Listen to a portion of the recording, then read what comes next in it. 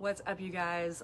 This is One and Done Weekly, and my name is Sarah. I decided to bring the show outside because it is such a beautiful day. I know you don't have much of a beautiful background, but that's okay. It's a fence. What can we do? Today, I want to talk to you about a pattern that I see with all of my clients. It was a pattern that I had too at one point. And basically, that pattern is this. Hey, Janet, how's it going? Number one, just about every client I start working with, they believe that the first task or action that I ask them to do should be impossibly hard, like beyond hard. That's number one. Number two, regardless of how they performed during the week, they believe that they are entitled to an extra large serving of criticism and judgment. And they're usually tied. The two things are tied. So a lot of times when we start out and I have not given them impossibly hard tasks to do, it's like they're disappointed, like, oh, I thought this needs to be harder. And then as a result of it not being harder, then they pile on that self-criticism. So another way to see the second piece, though, is did I already say this? I might have already said this. Even if they've done everything I've asked them to do, because they feel so entitled to this shame, this judgment, they'll still, when we're talking at the end of the week, they'll still say, like, well, I just didn't do well this week. And I'll ask them, like, well, did you do everything I asked you to do? Yeah. Well, then you actually knocked it out of the park. Like, you did everything. Like, this is objectively a win. Like, you knocked the week out of the park. But they still, like, it takes time for me to actually talk them up and be like, no, like, you did a good job. And I believe the two things are tied. And by that I mean, because that second voice is telling them, like, you deserve to be judged as you're doing this, they believe that the tasks I ask them to do need to be very difficult. So basically what they believe is not only do they need to transform, but because they need to transform, they're bad enough that they need to hate every moment of it. So, two prongs that we're addressing today, tied together. I believe that the root of that is found in the second prong, and the root of that is, it's your inner critic is what it is. So most clients, when they come to me, they have a well-developed inner critic, we'll say. And so I'm going to address both of these. The first one, I'm going to address the first one first. So when I start a transformation journey, it has to be nearly impossible to do. I'm going to address that with logic. Logic doesn't always help us, but I'm going to address it with logic. So I taught for many years. I'm a trained teacher. I have a teaching certificate. I teach now, right? What I do in this group is essentially teaching. And I can tell you from my education, from my experience, there is a thing in teaching called scaffolding.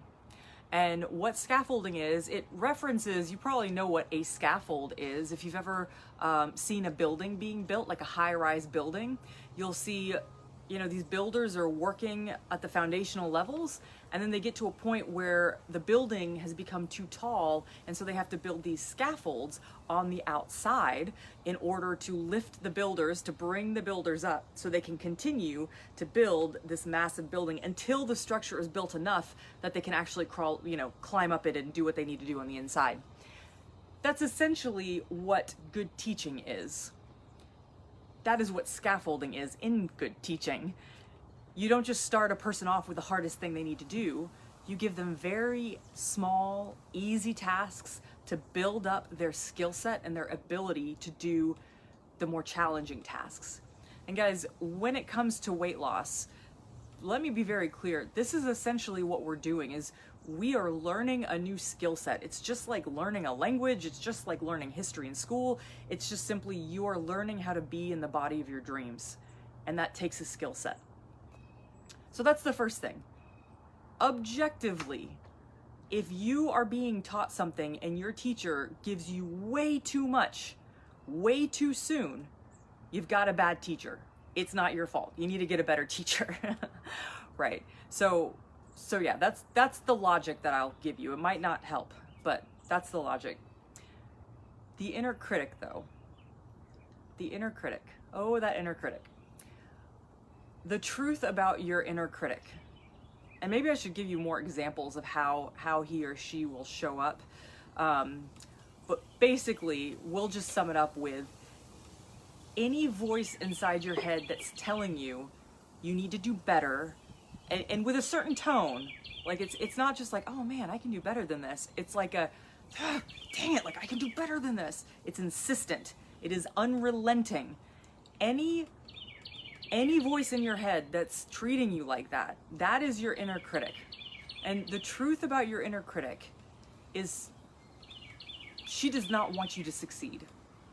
So for those of us who have a very keenly developed inner critic, we will try and do everything she tells us to do. But if you step back and look at it from a broader perspective, she has no vested interest in you succeeding. So it doesn't matter what you do to try and appease her, it will never be enough. And so when you take that back to the first point I made, the logical point about a good teacher gives you small steps that you can incrementally do over time, the inner critic, because she doesn't want you to succeed, she will tell you to take on too much, too fast. She will be insistent, and she will shame you to no end if you do not follow her dictates. But as I said, if you imagine the path of learning, if you imagine there's two paths, and the one path is data-driven, scientifically backed, you simply follow the path and do the thing, and it starts out easy and it gets a little bit more challenge as you go, that ends in your goal. Or you bite off too much you can chew, you berate yourself, you quit because you failed, and you just keep down that path. That is the opposite. One path leads you to success, one path just leads you down the same, following that heinous voice in your head. So, what's the answer to this? What should we do with this heinous voice in our head? So, the suggestion that I have for you, what I invite you to do, is something that I think I've actually had I've read it in books, I've had several different conversations with people about it, but the people that I have the most, the biggest memory of having this conversation with is actually Coach Hannah and Darcy. We had a great conversation about, I'm just gonna say, we call them our inner critic, our inner bitch voice. So forgive me if you don't like cussing. But how do we engage with this inner bee? What I have found that helps me quite a bit, and I know Hannah and Darcy talked about this with me as well, is to actually name him or her, is to assign a name to your inner critic. And the reason I find that this is so incredibly important is because she is so ingrained in you that at this point, if you haven't done any work, if you have no awareness of your inner critic, you might actually think that horrible voice in your head is you. But the truth is, it's not you. That is not your voice. You were not born with that voice. You were given that voice. And it could have been given to you by maybe you grew up in a difficult household and you had somebody who was actually critical, like super critical of you. They instilled that voice in you. That's their voice. That's not yours. Or maybe you grew up in a very happy home, but maybe you saw how one of your parents or both of your parents talk to themselves. I've been around people that I can hear them saying like, Sarah, I can't believe you did that.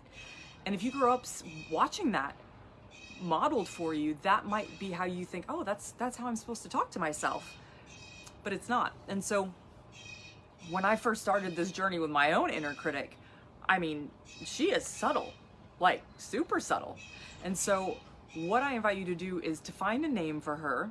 And I know in choosing my name for my critic, I tried to choose a name that I didn't really like particularly well, and also someone that a name of that I wasn't going to run into.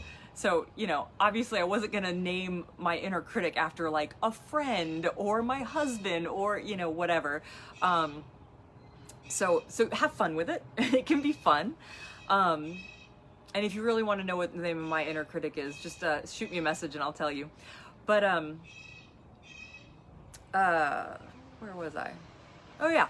So anyways, naming your inner critic allows you to begin to separate her from you, and allow that to just be your red flag. When you hear, if your internal state is telling you, is pushing you, there's conflict there because your brain is somehow telling you that you're not doing enough, that needs to be your sign, your moment of awareness that like, whoa, is this how, think of it this way. If you have a child or a dog, like a pet that you absolutely love or adore, would you talk to your child or your pet that way to get them to do something?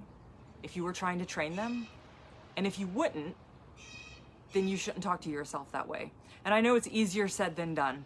But I'll just leave one other tiny bit of awareness for you to think of. If you hear people say like, well, to be able to transform, you really need to love yourself, and you roll your eyes at that like, psh, weaklings, that's not you. That's your inner critic as well. When we say you need to love yourself, we're not talking like, oh, I just love myself, I'm wonderful. But when you think of a parent with a child, like a loving parent with a child, or you know, a pet owner with their pet, caring for it, that's you need to treat yourself that way, because that is objectively the way that people learn best. So that is my spiel today. Comment below if you have any thoughts or if this resonates, and I hope you start some good work for yourself, weeding out that inner critic and telling her or him what's up. So have a wonderful week, enjoy the weather, and we'll talk soon.